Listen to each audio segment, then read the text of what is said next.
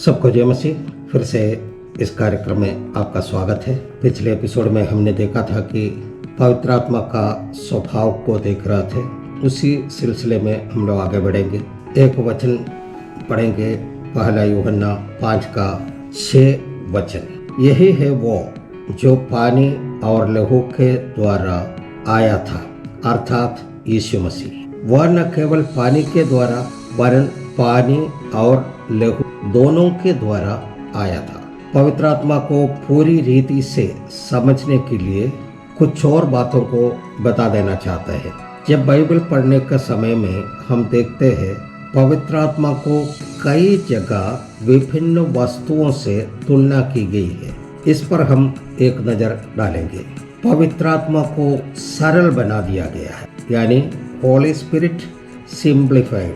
पहला है, पवित्र आत्मा को तेल के साथ में तुलना की गई है। उसके लिए एक वचन पढ़ेंगे, पहला शामुएल उसका 16वां आयत का 1 और 13।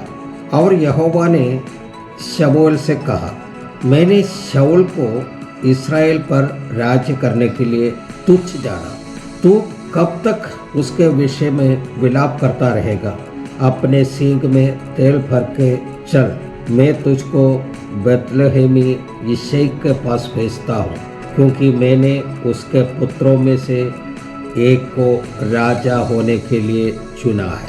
तब शमूएल ने अपना तेल का सींग लेकर उसके भाइयों के मध्य में उसका अभिषेक किया, और उस दिन से लेकर भविष्य को यहोवा का आत्मा दाऊद पर बैल से उतरता रहा। तब शमूएल उठकर रामा को चला गया। दूसरा, पानी के साथ में या जल के साथ में नदी के साथ इसको तुलना की गई है।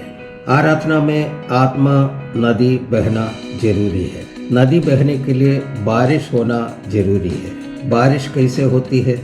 हम जानते हैं जलाशयों के ऊपर सूरज का तेज किरण जब पड़ते हैं वो जल बाष्प बनकर ऊपर उठते हैं, और वह जब ठंडी हवा में टकराता है तो बारिश बनकर नीचे आती है। इसी प्रकार आप जब आत्मा में होकर आंसुओं के साथ आराधना करते हैं तो वो आंसू बाष्प बनकर ऊपर परमेश्वर के पास पहुंच जाना चाहिए। तब परमेश्वर आशीष का बारिश आपके ऊपर उंडेलेगा। बाइबल में नदियों के बारे में बहुत जगह वर्णन किया है। उसी में 3 नदियों के बारे में बताना चाहते हैं। बाइबल के पहला पुस्तक उत्पत्ति में एक नदी के बारे में लिखा है। करीब बाइबल का मध्य भाग में एक नदी के बारे में लिखा है, और बाइबल के अंतिम पुस्तक प्रकाशित वाक्य में एक नदी के बारे में बताया है। ये तीनों हम देखें। प्रकाशित वाक्य 22 अध्याय का 1 और 2 वचन पढ़ेंगे। फिर उसने मुझे बेल्लोर की सी छलकती हुई जीवन की जल की एक नदी दिखाई, जो परमेश्वर और मेमने के सिंहासन से निकलकर उस नगर की सड़क के बीचों बीच बहती है। और नदी के इस पार और उस पार जीवन का पेड़ था। उसमें 12 प्रकार के फल लगते थे, और वह हर महीने फलता था। और उस पेड़ के पत्तों से जाति जाति के लोग चंगे होते थे। एक वचन पढ़ेंगे, भजन संहिता 46 का 4। एक नदी है जिसकी नहरों से परमेश्वर के नगर में अर्थात परम प्रधान के पवित्र निवास भवन में आनंद होता है। तीसरा वचन हम लोग पढ़ेंगे, उत्पत्ति का किताब का 2 अध्याय 10 से 14 तक वचन। और उस वाटिका को सींचने के लिए एक महानदी अदन से निकलती और वहां से आगे बहकर 4 धारा में हो गई। पहली धारा का नाम है पिशोन है। यह वही है जो हवीला नाम के सारे देश को जहाँ सोना मिलता है घेरे हुए है। उस देश का सोना छोका होता है, वहाँ मोती और सुलेमानी पत्थर भी मिलते हैं। और दूसरी नदी का नाम है गीहोन। ये वही है जो कूश के सारे देश को घेरे हुए है। और तीसरी नदी का नाम है हिद्दकेल। ये वही है जो अशूर के पूर्व की ओर बहती है। और चौथी नदी का नाम है फरात। तो ये नदी का कुछ अर्थ भी है। पहला नदी है पिशोन। पिशोन का मतलब है कि नीचे की धार वाला नदी। हवीला, इसका मतलब है दर्द देने वाला, यानी शुद्ध करने वाला। आप लोग सब देखा है कि नहीं पता नहीं है, लेकिन मैं जानता हूँ नदी दो प्रकार की होते हैं। एक नदी का ऊपर से पानी बहती है और दूसरा तरह का नदी है उसका ऊपर का पानी शांत रहता है, लेकिन उसका नीचे वाला जो जल है उसी में बहुत धार होता है, बहुत मैंने प्रेशर से वो बहता है। वो बहुत नीचे धार वाला नदी का एक खासियत है। उस नदी के नीचे कीचड़, कचरा, पत्ता, बड़ा बड़ा पत्थर जमा हुआ रहता है। जब बारिश होता है तो वो बारिश का पानी पहाड़ों से ऊपर से बड़ी शक्ति के साथ, तेजी के साथ नीचे आता रहता है, बहता रहता है, और वही पानी नदी के नीचे जमा हुआ कीचड़ को, कचरा को, पत्ता को, जो बड़े बड़े पत्थर है, सबको उखाड़ते हुए बहता है। ठीक वैसे ही है आत्मिक नदी जब बहता है, हमारे हृदय के अंदर का जितना भी बुराइयां है, गंदे काम है, लुचपन है, व्यभिचार है, आदि कीचड़ जो हमारे अंदर में जो जमा हुआ है, वो कचरा, पत्ता, गंदगी, वो सब साफ हो जाता है, हमें एक शुद्धिकरण का अवस्था में ले आता है। वह एक दर्द भरा प्रक्रिया है। पानी पहाड़ों के ऊपर से बड़ी शक्ति के साथ तेजी से नीचे आता है तो उसके साथ में बड़ी बड़ी चट्टान, बड़ा बड़ा चट्टान का टुकड़ा भी साथ में लेकर आता है। आप लोग देखा है कि नहीं, केरल में एक प्रतिभास है, वो है उसको उरल पोटल बोलता है, जो पहाड़ का नदी, जो पहाड़ में पानी जमा हुआ रहता है वो ज्वालामुखी की तरफ फट जाता है, वो उसी के अंदर में चट्टान भी है, सब कुछ है, उसको लेकर के बहता है। अभी हाल फिलहाल में ही मैंने ऐसा बहुत सारे मैंने कांड जो है केरल में एक वायनाड जगह में हुआ है अभी 2 महीना पहले, तो बहुत 400 से ज़्यादा लोग उसी में मर गए थे।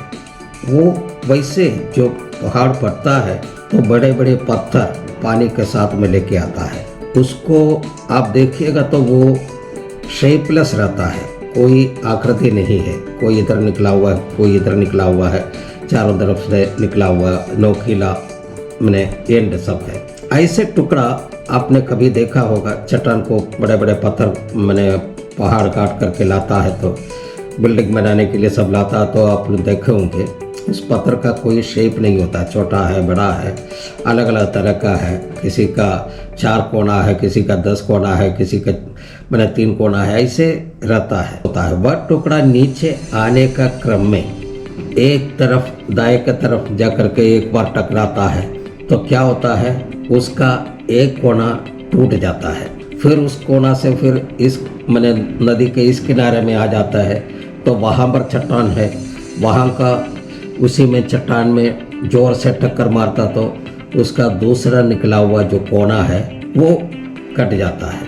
वो ऐसे टकराते टकराते टकराते एक एक कोना उसको मैंने टूटते टूटते टूटते आखिर में वो पत्थर समतल में पहुंच जाता है। तो आप देखे होंगे गोलाकार का पत्थर रहता है, एकदम चिकना रहता है।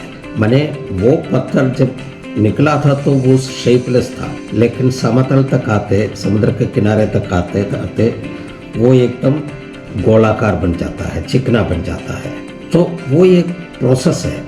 वो आने का रास्ता में कितना बार ठक्कर खाया है, कितना बार दबा है, कितना मैंने दूसरा पत्थरों से मार खाया है, करते करते करते रगड़ रगड़ करके मीलों दूर सफ़र करने के बाद वो छोटा सा चिकना सा पत्थर बन जाता है। ठीक वैसे ही है, एक पापी व्यक्ति जब मन फिराव के बपतिस्मा लेकर जब पवित्र आत्मा का नदी में बहने लगता है तो वह विश्वासी को बहुत सारे विरोध और प्रतिसंधि का सामना करना पड़ता है। उनका जीवन में सबसे पहले उनके अपने घर से, अपने परिवार से, अपने समाज से ठुकराए जाते हैं और सतावट का सामना करना पड़ता है। उसी की वजह से और अन्य कारणों से आर्थिक समस्या है, कभी बीमारी है तो कभी मुसीबतें हैं, परेशानियां हैं, कष्ट है, दुख है आदि आदि। वो एकदम तो ऐसा अवस्था में है कि उनका कोई हम लोग तुलना नहीं कर सकता। बहुत सारे परेशानियों से घिरे हुए रहते हैं। वो जब पवित्र आत्मा का नदी में जब बहने लगता है तो वो उपवास प्रार्थना में जाते हैं, उपवास रखते हैं, अपने भी आत्मा में प्रार्थना करने लगता है, तो उनको भी ठोकरों का सामना करना पड़ता है। पहला मीटिंग में गया, उनका जो निकला हुआ ये कोना एक बार टकरा गया, टूट गया, तो उनका समस्या जो है, मान लीजिए आर्थिक समस्या था, उसको दूर हो गया। फिर प्रार्थना में गया, घर में हमेशा बीमारी रहता था, वो बीमारी सब दूर हो गया। फिर हो गए आगे फिर प्रार्थना में शामिल होते हैं। तीसरा टक्कर में उसको और भी कई समस्या है, परेशानियां है, एक एक करके वो दूर होते जाएगा। उसके बाद वो एक पक्का विश्वासी बन जाएगा। वो एक चिकना पत्थर यानी कि एकदम गोलाकार जिसमें कोई दोष नहीं, वैसा एक पत्थर बन जाएगा। वो एक बहुत कष्टदायक प्रोसेस है। एक विश्वासी बनने के बाद उसको एक पक्का विश्वासी बनने तक, एक पवित्र व्यक्ति बनने तक उसको बहुत सारे कष्टों का सामना करना पड़ता है। उसके बाद वो एक चिकना पत्थर बन करके सबका भलाई का काम करेगा। आप जानते होंगे दाऊद ने गोलियत के बीच जो युद्ध के घटना को आप जानते हैं, उसको पूरा बताने का जरूरत नहीं है। गोलियत को मारने के लिए दाऊद ने कहां से कैसा पत्थर निकाला है? नाले से 5 चिकना पत्थर निकाला है। दाऊद भी एक प्रार्थना करने वाला व्यक्ति था। उनका प्रार्थना के द्वारा वो चिकना होते गया। उनका सारे प्रार्थनाओं को परमेश्वर सुनता था। वो नदी से गोलियत को मारने के लिए पत्थर निकाला है। वो प्रोसेस से होकर के वो पवित्र बन के आया हुआ वो पत्थर है। वो पत्थर से गोलियत को मारा। पहला शमूएल 17:40 में लिखा है, तब उसने अपनी लाठी हाथ में ली, नाले में से 5 चिकने पत्थर छांट कर अपनी चरवाही की थैली अर्थात अपने छोले में रखे और अपना गोफन हाथ में लेकर पलस्ती के निकट चला। दाऊद का जीवन भी एक समस्या भरा हुआ जीवन था, लेकिन दाऊद ने इन सारे ठोकरों झेलने के बाद उस काबिल हो गया कि परमेश्वर उनके साथ रहे। गोलियत को मारने के लिए एक निर्दोष और निष्कलंक पत्थर की जरूरत थी। वो नाले में से 5 चिकने पत्थर छानकर अपने चरवाही की थाली अर्थात अपने छोले में रखा। लेकिन ऊपर की धार वाला जो बहने वाला नदी है, वो नीचे का तट पर जो कुछ भी है, गंदगी है, कीचड़ है, ये सब नीचे वाला पत्थर में जमकर वहीं पर पड़ा रहता है। ये उस विश्वासी के समान है। देखने में क्रिश्चियन है, चर्च जाता है, प्रार्थना करता है, बाइबल पढ़ता है, सब कुछ करता है, लेकिन उसका जो यीशु मसीह के साथ जो संबंध है वो नहीं रहता है। तो देखने में भला मानुष है, अच्छा व्यक्ति है, सब कुछ है, लेकिन भीतर से वो गंदगी भरा हुआ है। अभी यहीं पर समाप्त करते हैं। अगले एपिसोड में फिर मिलेंगे। तब तक के लिए सबको जय मसीह, सबको धन्यवाद।